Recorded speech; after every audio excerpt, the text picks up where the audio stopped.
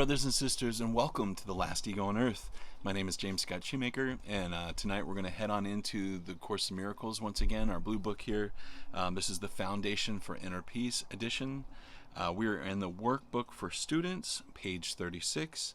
This is lesson 24. I do not perceive my own best interest. Before we get started here, I just want to remind you that I'm here to be your guide, your buddy, your brother. If we can get this together as I go through it, we both get to keep it. And if we both get to keep it, we get to walk home together. First off, I just want to go back a little bit to when I first read this lesson.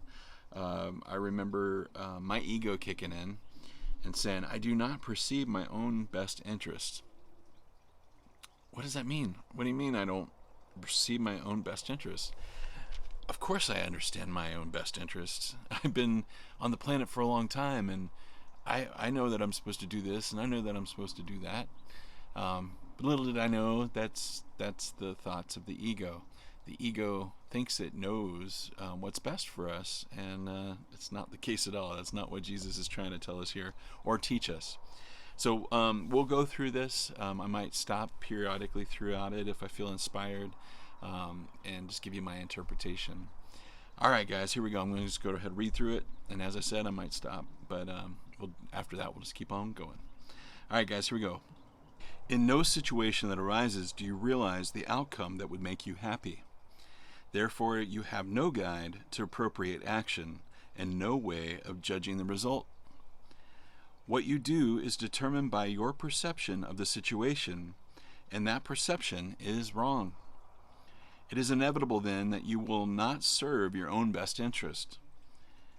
Yet they are your only goal in any situation which is correctly perceived. Otherwise, you will not recognize what they are. If you realize that you do not perceive your own best interests, you could be taught what they are.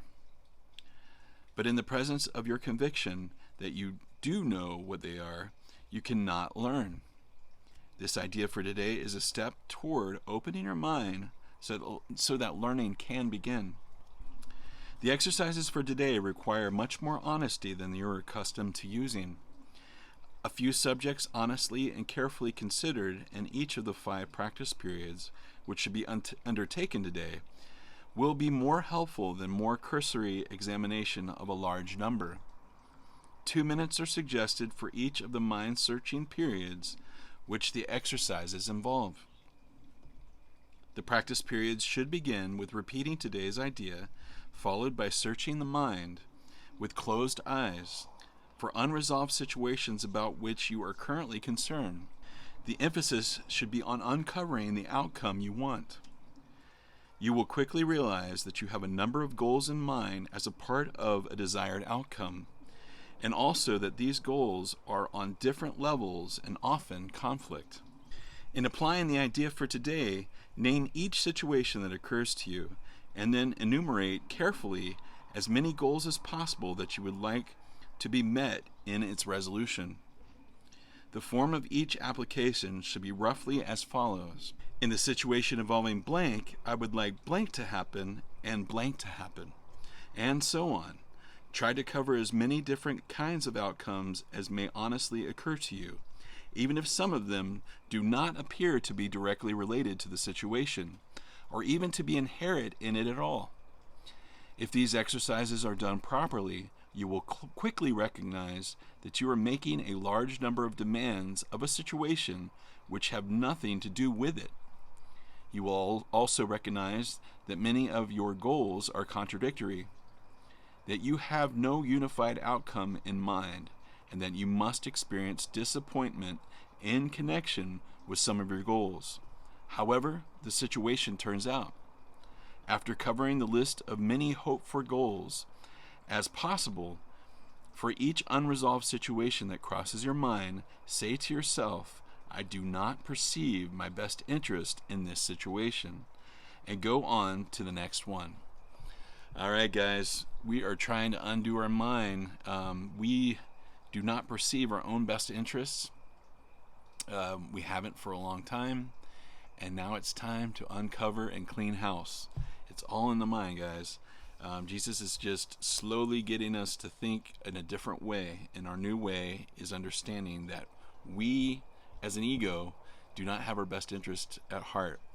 We're trying to uncover those blocks to love's presence, and we do that by changing our mind and allowing Holy Spirit to take control of our mind and help us uncover those blocks of separation, guilt, and upset. All right, guys, I hope you enjoyed this lesson, lesson 24. I will see you guys on lesson 25, which is I do not know what anything is for. So as you can see, guys, we're going deep here. Jesus is getting us to really dive in and realize that what we have been creating is the upside down world, and we want to see the world of love. All right, guys, peace be with you. I love you, and I will see you guys on the other side, and I'll see you on the next lesson. All right, guys, bye-bye.